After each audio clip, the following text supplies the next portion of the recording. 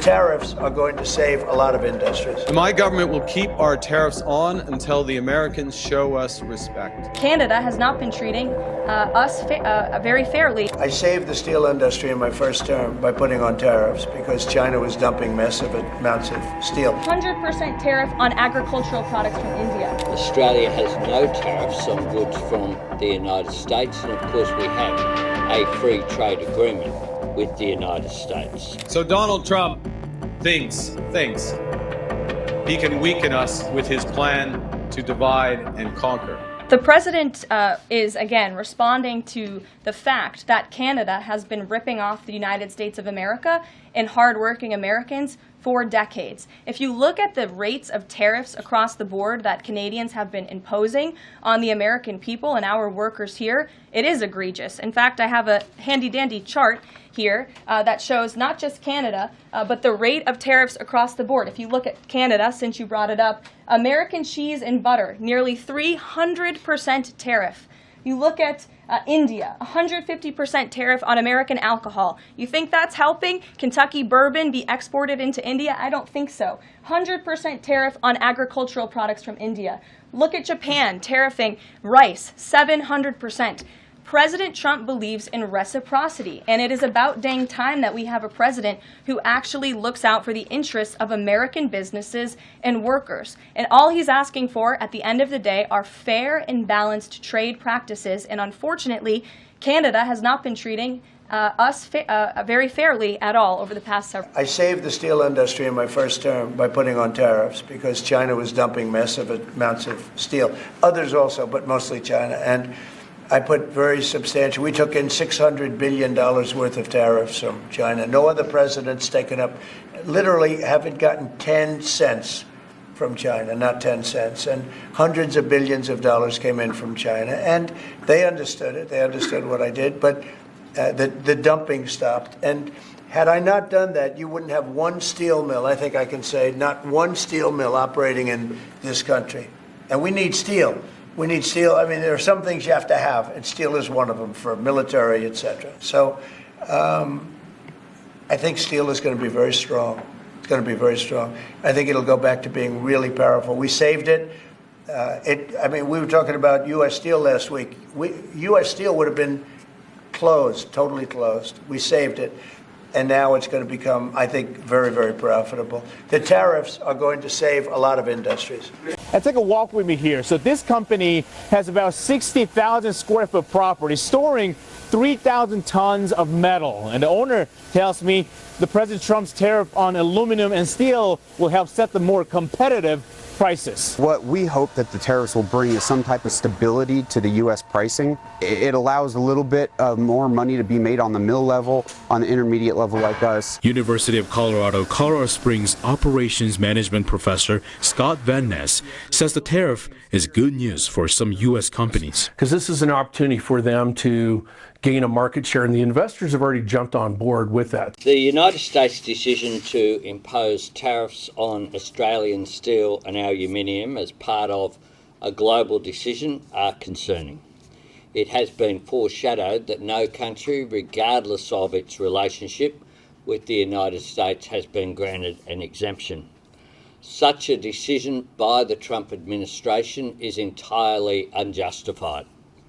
This is against the spirit of our two nations' enduring friendship and fundamentally at odds with the benefits that our economic partnership has delivered over more than 70 years.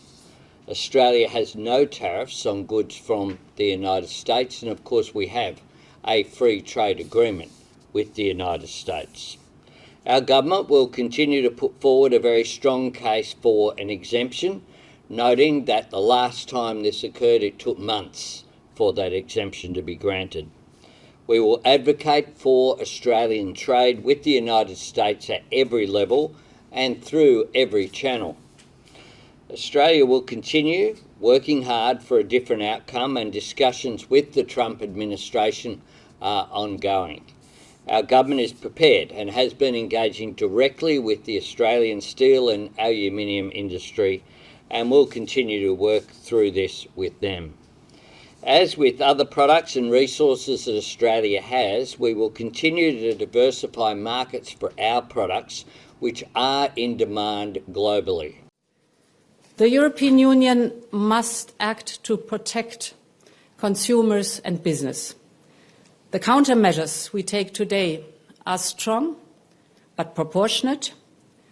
As the United States are applying tariffs worth $28 billion, we are responding with countermeasures worth 26 billion euros. This matches the economic scope of the tariffs of the United States. 中方始终认为搞保护主义没有出路，贸易战、关税战没有赢家，这也是国际社会的普遍共识。美方做法严重违反世贸组织规则，严重损害以规则为基础的多边贸易体制，无异于解决问题。中方也将采取一切必要措施，维护自身的合法权益。My government will put into action our plan to build a stronger economy, to create new trading relationships with reliable trading partners. And my government will keep our tariffs on until the Americans show us respect. We will ensure that all the proceeds from our tariffs will be used to protect our workers. In America, healthcare is a big business. In Canada, it is a right. America is a melting pot. Canada is a mosaic. And Canada never, ever will be part of America in any way, shape, or form.